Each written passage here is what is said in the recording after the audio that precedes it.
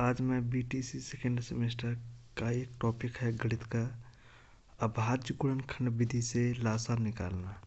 तो दोस्तों सबसे पहले हम ये जान लें कि अभाज्य संख्या क्या होती है।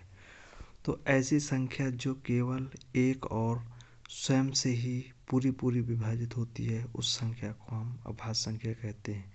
जैसे कि 2, 3, 5, 7, 11 ये ऐसी संख्याएं हैं, 13 जो स्वयं से और एक से विभाजित होती है, इसके अलावा और किसी से विभाजित नहीं होती। और अन्य काफ़ी संख्याएं हैं दोस्तों। और भाज्य संख्या क्या होती है? ऐसी संख्या जो एक और स्वयं के अतिरिक्त अन्य संख्या या संख्याओं से पूरी विभाजित होती है, भाज्य संख्या कहलाती है। तो दोस्तों मैं इसमें आपको ये बताऊंगा कि अभाज्य गुणनखंड विधि से लासा कैसे निकालना है। तो ये जैसे हमें 24 और 48 का लासा निकालना है, तो 24 का गुणनखंड हम निकाल लेंगे।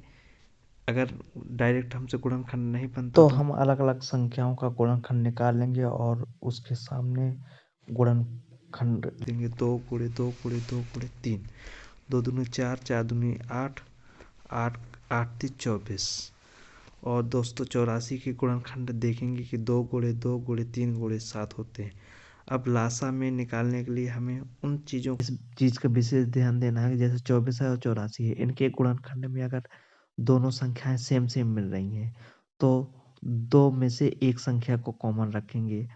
अगर जैसे दो दोनों में है तो दो ठो दो लिख देंगे, और एक दो ऊपर है पर नीचे नहीं है तो उस दो को भी लिख देंगे। और यहाँ पे देख रहे हैं 3 भी दोनों में है तो एक 3 को रखेंगे और 7 को रखेंगे, और इन सभी संख्याओं का गुणा कर देंगे। गुणा करने के बाद जो भी हमारी जो 168 गुणनफल आया है यही हमारा लासा हो जाएगा। ये अभाज्य गुणनखंड विधि के माध्यम से अन्य संख्याओं का भी निकालेंगे। अब भाग विधि से लासा किस तरह निकालेंगे ये देखें। तो भाग विधि से निकालने के लिए दोस्तों हम ये संख्याएं हैं, इन संख्याओं को लिख लेंगे। फिर एक एक संख्या को, जैसे ये 16 है 2 से कटेगी, फिर 32 को 2 से काट देंगे, 64 को 2 से काट देंगे, फिर 8 भी 2 से कट जाएगी, 16 भी कट जाएगी, 32 भी कट जाएगी।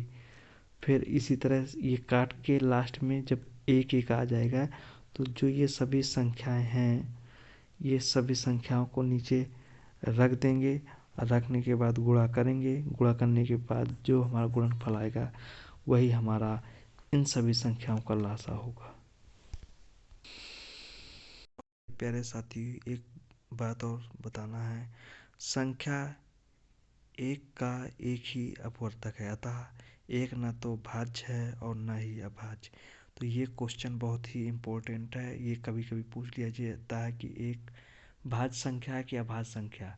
तो दोस्तों ध्यान दीजिए, भाग विधि से लासा ज्ञात करने हेतु कुछ नियम है, उनको हमें ध्यान देना है।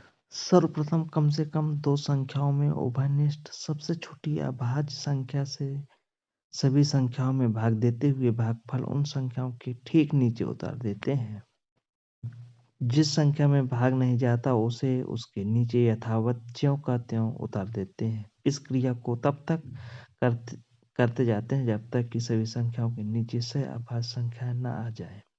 इस प्रकार प्राप्त सभी भाजक संख्याओं तथा अंतिम पंक्ति की सह अभाज्य संख्याओं का परस्पर गुणा करके अभीष्ट लासा प्राप्त कर सकते हैं।